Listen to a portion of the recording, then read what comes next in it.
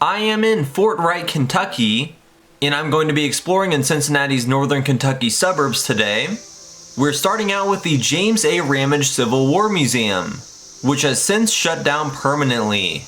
This small museum is, or was, primarily about local Civil War history, but it was shut down by the order of the mayor in August of 2021, just 2 months after my visit, apparently because the museum's board was not running the place effectively and there were some problems. I'm not sure what those problems were about, but I can understand from my experience here that the museum was not run very well. The museum was located on the site of Battery Hooper, part of a series of fortifications used by the Union Army to create a defense line protecting Cincinnati. There are some remains of the battery still visible. In September of 1862, there were rumors up here that the Confederate Army was growing in size from volunteers in central Kentucky and that they were coming for Cincinnati.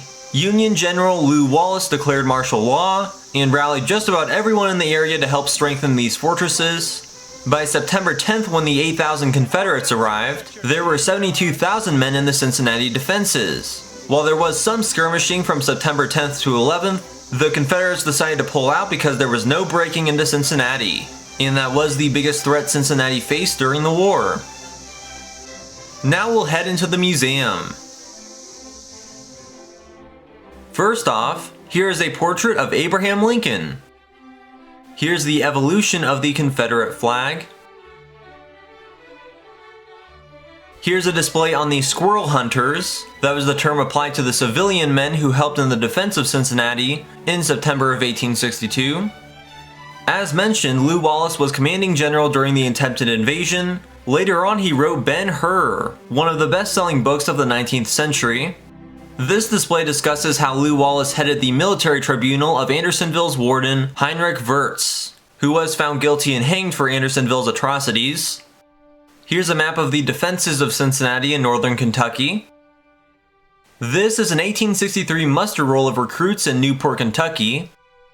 Here are some more examples of Union and Confederate muster rolls. This is a display about the engineers behind the northern Kentucky defenses. Those are some badges and medals from the Grand Army of the Republic National Encampment.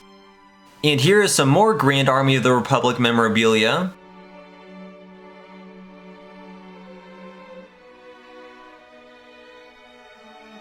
This placard is about the Black Brigade of Cincinnati. The Black Freedmen of Cincinnati were controversially recruited in the desperate defense from the invasion, so these men were essentially forced into it, but they got an award and parade at the end. Here are some field glasses like the ones that would have been used atop this hill. This is an Ethan and Wheelock pepperbox revolver, which was popular before the war. There's some Civil War medicine and a surgery book. Here are some findings from archaeological excavations here at Battery Hooper.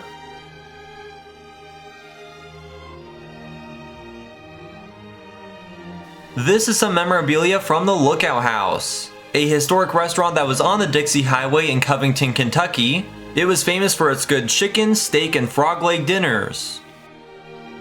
This is an awesome surprise, the Grant Pew.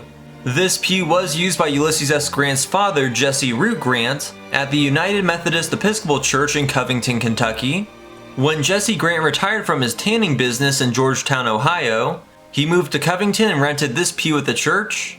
During the first months of 1862, the general's wife Julia and their children lived in Jesse's house and attended the church. Then the victorious general visited his father in the late summer of 1865, so he attended the church and sat in this pew a few times. At this point, when I was getting into the meat of their collection, they asked me not to take any more pictures because they didn't want people to know what they had, so that was a bummer that I was not able to fully document this museum, especially since it closed just 2 months later. Wonder why? This is yet another prime example as to why museums and attractions need to allow photography and video, because nothing lasts forever, and as historians and history buffs who care about preservation, we should encourage as much documentation as possible, especially when it comes to the ever-changing landscape of museum design and tourism. That is why stubborn museums and attractions that hold on to old-fashioned notions in this modern age are at particular risk, because they don't even want free advertising and they just shoot themselves in the foot, and so that irritates me quite a bit. I'm sad to see this place is closed down, but clearly they had some poor policies. There are probably some other issues as well, but in this case we all lose. I am now in Fort Mitchell, Kentucky, on the old Dixie Highway, the historic auto route that connected the Midwest with the South and Florida, and this is the Greyhound Tavern. This restaurant is among the oldest on the Dixie Highway. It was built in 1921, so it is 100 years old. Travelers on the Dixie Highway, possibly heading from Mackinac City to Miami, have stopped here for over 100 years. Back then it was called the Dixie Tea Room. Then in the 1930s it was called the Greyhound Grill.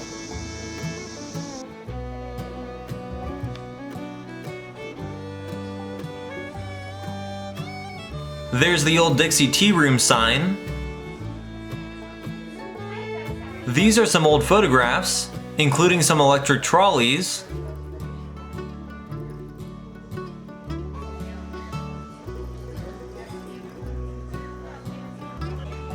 The Greyhound Tavern does appear to have a dog theme.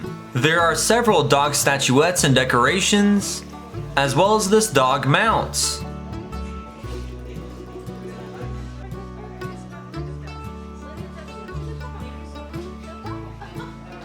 Here's the original tavern room.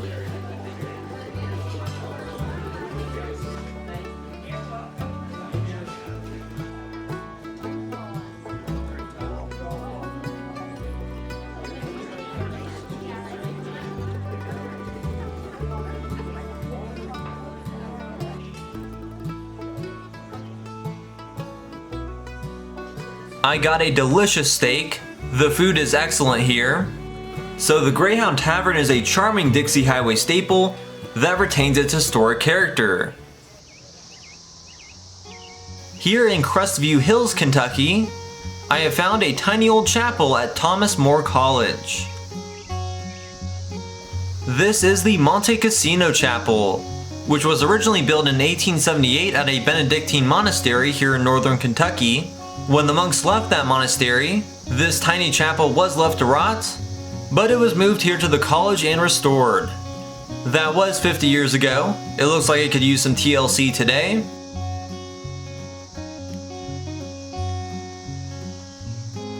In 1922, this chapel was featured in Ripley's Believe It or Not as the world's smallest church. Since it is just 6 by 9 feet, I think the steeple may be a little taller. However, there are even smaller chapels today.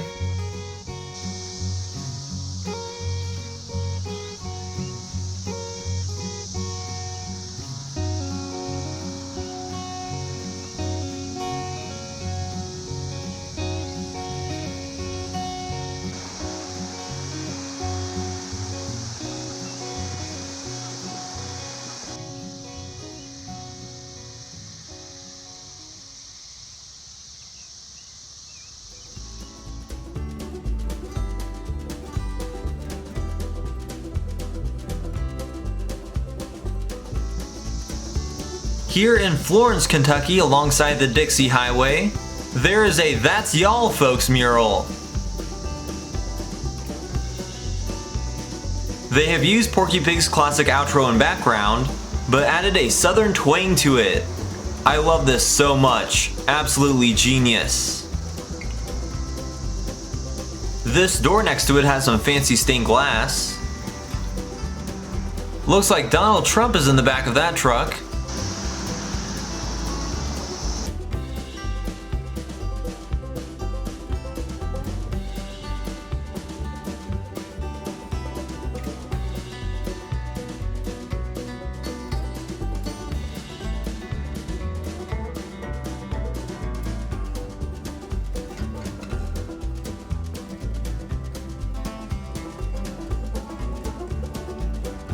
Our final sight of the day is the famed Florence Y'all water tower.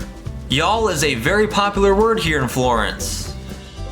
This water tower was built in 1974 in the parking lot of a mall, in clear view of the interstate, and it originally said Florence Mall. However, there was a legal concern with that name, so the letter M was replaced with a Y for Y'all, which is hilarious. It seems that the Florence Mall is pretty well abandoned nowadays. So that was the now defunct James A. Ramage Civil War Museum and some other spots in the region. If you enjoyed the video, then please like it, share it, and subscribe to my channel. Also take a look at my other videos featuring plenty of great museums that are all for documentation and free publicity, including Civil War sites, roadside attractions, national parks, and much more. That's y'all, folks.